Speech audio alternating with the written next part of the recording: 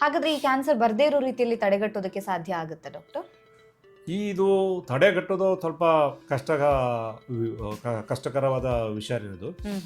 ತಡಿಲಿಕ್ಕೆ ಏನಂತದೇನು ಇದು ಮಾಡೋಕ್ಕಿಲ್ಲ. ಅದೇ ಒಳ್ಳೆಯ ಆಹಾರ, ತಾಯಿ ತಂದೆಯವರಾಗಲಿ, ತಾಯಿಯಿಂದ ಒಂದು ಪ್ರೆಗ್ನೆನ್ಸಿ ಅವರಿಂದನೇ ಶುರುವಾಗ್ತದೆ. ತಾಯಿ ಮದರು ಒಂದು ಒಳ್ಳೆ ಫುಡ್ ಹ್ಯಾಬಿಟ್ಸು, ಎಕ್ಸಸೈಸು ಅದನ್ನು ಹೇಳಿದಾಗ ಯಾವುದೇ ಒಂದು ಪ್ರೆಗ್ನೆನ್ಸಿ ಆಗಿದ್ದಾಗ ಸುಮ್ಮನೆ ಕೂರೋಕ್ಕಾಗೋದಿಲ್ಲ.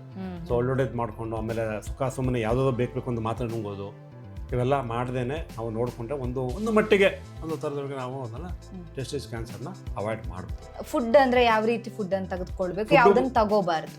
ಫುಡ್ಡಿಗೂ ಇದಕ್ಕೂ ಅಷ್ಟೊಂದು ಕನೆಕ್ಷನ್ ಇಲ್ಲ, ಯಾವುದೇ ಫುಡ್ ಕನೆಕ್ಷನ್ ಇಲ್ಲ. ಬಟ್ ಎಲ್ಲ ಹೇಳಿದಾಗ ಎಲ್ಲ ಡಿಸೀಸ್ಗಳಿಗೂ ಇದು ಒಂದು ಸೆಂಟ್ರಲ್ ಗೋಲ್ ಇದ್ದಾಗೆ ಒಂದು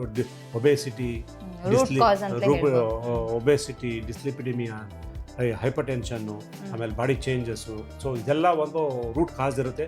ಸಮ್ ಚೇಂಜಸ್ ಈಗೆಲ್ಲ ಏನಾಗುತ್ತೆ, ಇದೆಲ್ಲ ಒಂದು ಯಾವುದೇ ಒಂದು ಸೆಲ್ಯುಲರ್, ಈಗ ಟೆಸ್ಟಿಸ್ ಕ್ಯಾನ್ಸರ್ ಅಂತಲೇ ಬರ್ದೇವ್ರು ಎಲ್ಲ ಕ್ಯಾನ್ಸರ್ಗೂ ಒಂದು ಸೆಲ್ಯುಲರ್ ಚೇಂಜಸ್ ನಮ್ಗೆ ಗೊತ್ತಿಲ್ಲದೆ ಇದ್ರೂ, ಎಷ್ಟೊಂದೆಲ್ಲ ಜ್ಞಾನ ಇದ್ರೂ ಮೆಡಿಕಲ್ ಸೈನ್ಸಲ್ಲಿ ಯಾವುದೇ ಕ್ಯಾನ್ಸರ್ ಸೆಲ್ಸ್ಗೂ is abnormality, it is inflected. ನಾವೇ ನಾವು ಮಾಡ್ಕೊಂಡು ಎನ್ವೈರನ್ಮೆಂಟಲ್ ಫ್ಯಾಕ್ಟರ್ಸು, ಲೋಕಲ್ ಫ್ಯಾಕ್ಟರ್ಸು ಎಲ್ಲ ಸೇರಿಕೊಂಡೇ ಅದಾಗೋದು, ಡ್ಯಾಮೇಜ್ ಆಗೋದು. ಸೊ ಇನ್ಸಿಡೆಂಟಲಿ ಯಾವುದೋ ಒಂದು ನಮಗೆ ಟೆಸ್ಟಿಸ್ ಆಗ್ಬೋದು, ಒಬ್ಬರಿಗೆ ಬ್ರೆಸ್ಟ್ ಆಗ್ಬೋದು, ಇನ್ನೊಬ್ಬರಿಗೆ ಪ್ರಾಸ್ಟೇಟ್ ಆಗ್ಬೋದು.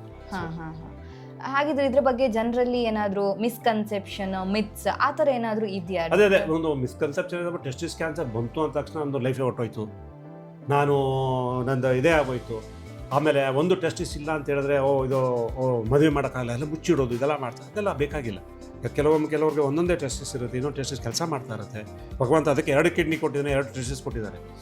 ಸೊ ಆದ್ದರಿಂದ ಅದನ್ನು ಯಾವ ಕನ್ಸೆಪ್ಷನ್ ಒಂದೇ ಟೆಸ್ಟಿಸ್ ಇರೋದ್ರಿಂದ ನಮ್ಮಲ್ಲಿ ಏನೂ ಆಗೋದಿಲ್ಲ, ಅವರು ಪುರುಷತ್ವ ಕಳ್ಕೊಂಡ್ಬಿಟ್ಟಿದ್ದಾನೆ, ಅದೆಲ್ಲ ಒಂದು ಬಿಗ್ಗೆಸ್ಟ್ ಮಿಸ್ಕನ್ಸೆಪ್ಷನ್ ಹ್ಯಾವಿಂಗ್ 1 ಟೆಸ್ಟಿಸ್. ಈ ಅನ್ಡಿಸೆಂಡೆಡ್ ಟೆಸ್ಟಿಸಲ್ಲೂ ನಾವು ಅದನ್ನು ಕೆಳಗೆ ತಂದರೆ ಅದು ವರ್ಕ್ ಮಾಡೋ ಚಾನ್ಸ್ ಇದೆ. ಅಂದರೆ ಬೇಗ ತರಬೇಕು.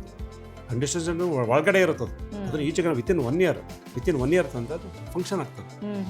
ಸೊ ಅದು ತುಂಬ ದಿವಸ ಬಿಟ್ಟರೆ ಏನಾಗ್ಬಿಡುತ್ತೆ, ಇದಾಗ್ಬಿಡುತ್ತೆ. ಅದಾದಮೇಲೆ ಅದು ಹಾರ್ಮೋನ್ ಚೇಂಜಸ್ ಎಲ್ಲ ಆಗೋಗಿರುತ್ತೆ. ಸೊ ಯಾವುದೇ ಒಂದು ಒಂದೇ ಟೆಸ್ಟಿಸ್ ಇದ್ದಾಗ ಅವರು ಕಾನ್ಸಂಟ್ರೇಟ್ ಮಾಡಿ ಡಾಕ್ಟರ್ ಹತ್ರ ಹೋಗಿ ಎಲ್ಲ ಟೆಸ್ಟ್ ಮಾಡಿಕೊಂಡ್ರೆ ಅವರು ತಮ್ಮ ಲೈಫ್ನ ಚೆನ್ನಾಗಿ ಲೀಡ್ ಮಾಡ್ಬೋದು. ಈ ಮಿಸ್ಕನ್ಸೆಪ್ಷನ್ ಟೆಸ್ಟಿಸ್ ಅಲ್ಲಿ ಸುಮಾರು ಜನಕ್ಕೆ ಆಗ್ತದೆ, ಎಲ್ರಿಗೂ ಟೆನ್ಷನ್ ಆಗ್ತದೆ. ತಾಯಿಗೆ ಒಂದಿದ್ರೆ ಮಾತ್ರ ಕ್ಯಾನ್ಸರ್ ಅಂತ, 2 ಇದ್ದವರಲ್ಲೂ ಕೂಡ ಕ್ಯಾನ್ಸರ್ ಆಗ್ಬೋದು. 2 ಇದ್ದವ್ರಿಗೂ ಕ್ಯಾನ್ಸರ್ ಆಗ್ಬೋದು, 1 ಇದ್ದವ್ರಿಗೂ ಕ್ಯಾನ್ಸರ್ ಆಗ್ಬೋದು. ಅಂಡರ್ಸ್ಟ್ಯಾಂಡ್ ಅಂದರೆ ಪರ್ಸೆಂಟೇಜ್ ಜಾಸ್ತಿ ಆಗ್ತದೆ. ಒಳಗೆ ಒಂದಿರೋದು ಕೆಳಗಿರೋದು, ಕೆಳಗೆ ಬಂದಿರಲ್ಲ ಅಷ್ಟೇ, ಮೇಲಿರುತ್ತದು. ಕಾಣಿಸ್ತಿರೋದು ಒಳಗಡೆ ಇರುತ್ತದೆ, ಅಬ್ಡಮಿನ್ ಒಳಗಡೆ ಇರುತ್ತೆ.